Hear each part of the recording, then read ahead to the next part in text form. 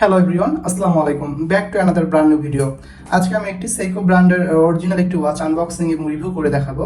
তো আজকের ওয়াচটি অনেক বেশি স্পেশাল হবে, কারণ সেইকো ব্র্যান্ডের অনেক ওয়াচ রয়েছে। তার মধ্যে আমি যে ওয়াচটা আজকে দেখাবো এটা হচ্ছে Seiko5 সিরিজের একটি ওয়াচ।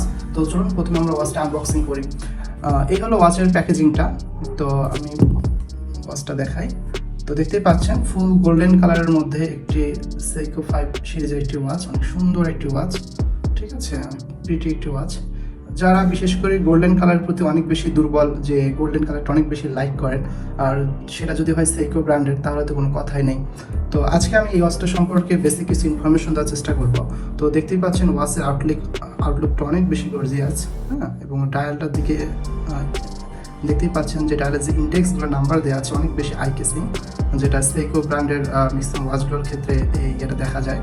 তো এইগুলো ওয়াচের আউটলুকটা দেখতেই পাচ্ছেন। ব্যাক সাইডে লকে জাপান লেখা রয়েছে Seiko5-এ, অনেক সুন্দর একটি ওয়াচ। সেইকো ব্র্যান্ডের যারা এই ধরনের ডায়ালের মধ্যে ঘড়ি পছন্দ করেন, যে একটু ছোট ডায়ালের মধ্যে, সো আমি মনে করি এটা তার মধ্যে অনেক সুন্দর একটি ওয়াচ। তো প্রথমে আমি ওয়াচের মডেল নাম্বারটা বলি। হ্যাঁ, এটা হচ্ছে সেইকো ব্র্যান্ডের মডেল নাম্বারটা হচ্ছে SNKK38J1। ঠিক আছে, এটা হচ্ছে এই ওয়াচের মডেল নাম্বার।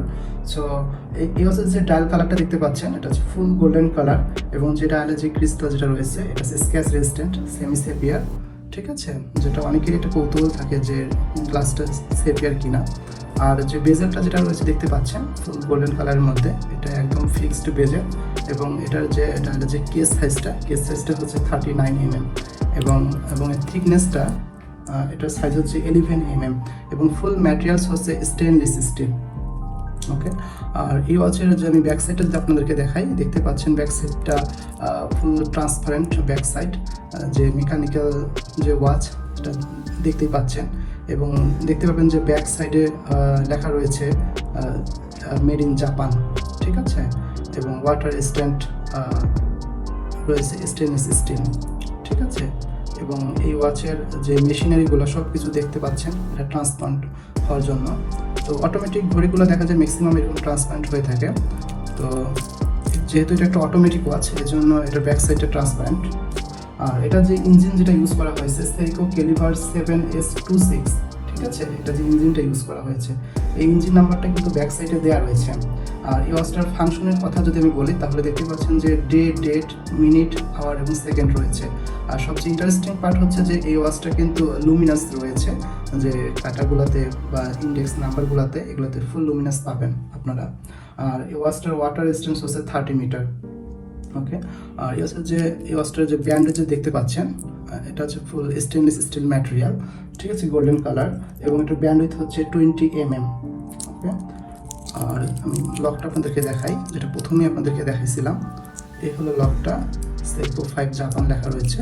এটা হচ্ছে মূলত এই লকটা কমন থাকে প্রত্যেকটা সেইকো ব্র্যান্ডের, ম্যাক্সিমাম এই লকটা দেখা যায়, যেটাকে বলে deployment with push button release lock বলে। ক্লাসটা যেভাবে পুশ করলেই খুলে যাবে, অনেক ইজি একটা লক, পরে অনেক বেশি কমফোর্ট ফিল করা যায় এই লকগুলা।